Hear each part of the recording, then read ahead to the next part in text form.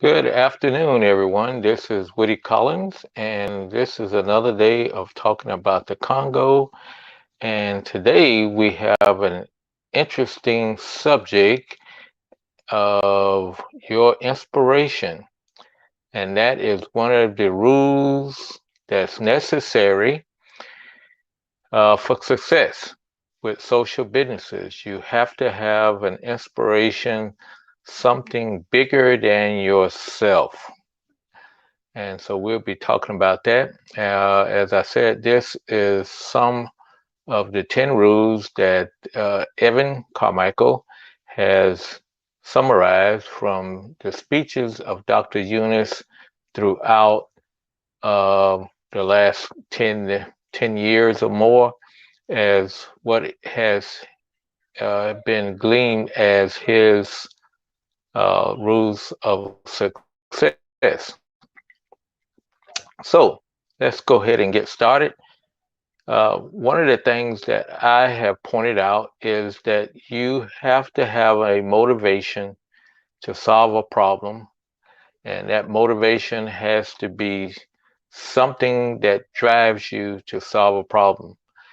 Um, for me, I have been working in the Congo for about a little over 20 years. I first went to the Congo in 1998. Before that time, I had worked on the Congo kind of intermittently when we had some visitors coming for 1 year before that. So that did not really influence me that much. But I think by being a church organization, that was what really influenced me is number one, being a Christian, and I think we have the possibility that you'll be introduced to poverty and also given the mission that we have to do something about it. That's one of our life purposes for dealing with uh, poverty is trying to make it better for somebody else. Also, I grew up in a Missionary Baptist church, which therefore every time that we thought about church, you thought about missionary because that was part of the name. I did not see a lot of missionary stuff going on, uh, uh, but it was there. And I probably say I just did not recognize it because they were doing things both in the United States primarily, but they also had that view of the wider world of Africa, Asia, and so forth. So there was mission abroad.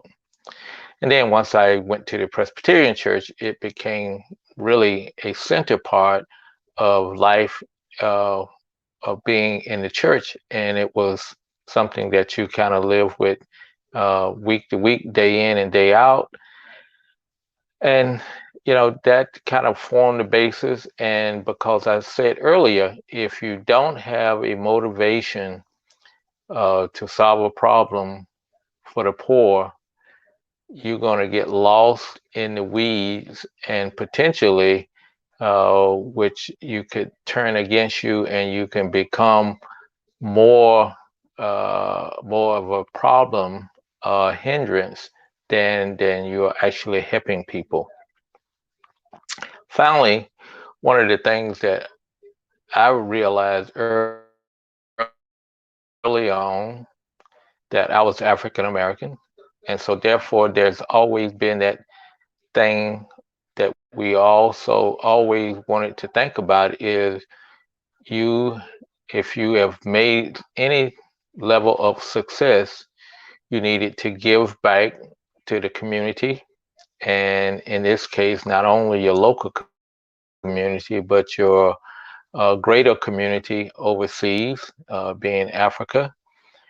And also, you're reaching back. That's another term is you're reaching back to help somebody that was not as fortunate as you, because as a lot of people have said that being where you were born is like winning the lottery. If you were born in a developed country, you won the lottery. Therefore, a lot of things that you would not have to overcome would you would automatically be entitled to.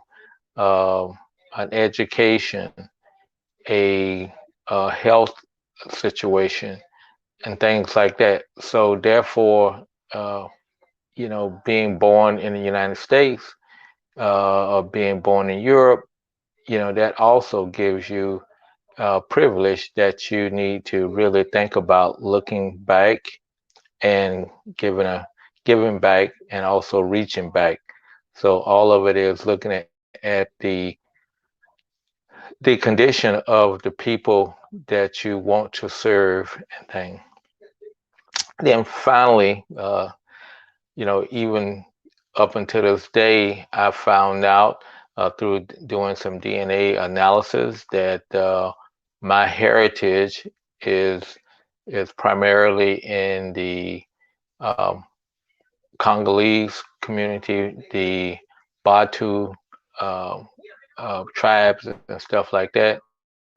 And so therefore it has even given me a bigger emphasis and a bigger motivation that whether how many generations back those are really my brothers and sisters, even though we say that in the religious community that we consider everybody a brother and sister, but when you look at your DNA and you look that you can see that it's part of your heritage, then you really think and you really know that no matter which way you cut it, they are your brothers and sisters.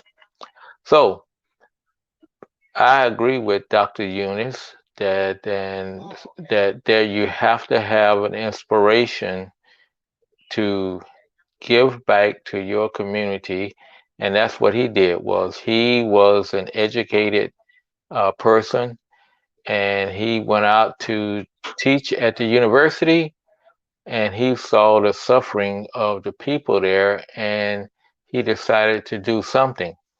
He could have just kind of like said, okay, I'm here, I'm going to be teaching, but I'm going to, complete my teaching here and maybe get a job someplace else. But he's made it his lifelong dream to help the lesser people in the community, the poor people in Bangladesh, and primarily in the rural areas, to give them a way to succeed also. So the bottom line is you have to have something above yourself, beyond yourself, that you are interested in and that's guiding you to do the things that you want to do, you're trying to do for the poor uh, in a social business. You're trying to solve a problem, but you got to have a higher purpose, and that purpose is given to you in some type of inspiration uh, uh, or something like that. So I like to kind of conclude and say thank you all for listening. Thank you all for watching, and thank you all for uh, giving me the opportunity to expound upon another rule of success for social business. And as I said, we're going to be starting a social business in the Democratic Republic of the Congo, out in the village with their farm. And we hope to use these rules of success so that we can have a successful project. Thank you all very much for stopping by today. And as always, let's get this pandemic under control. Uh, Wash your hands, socially distance yourself, and wear your mask. We need to get it under control. So take care, and we will talk to you tomorrow at 3 o'clock.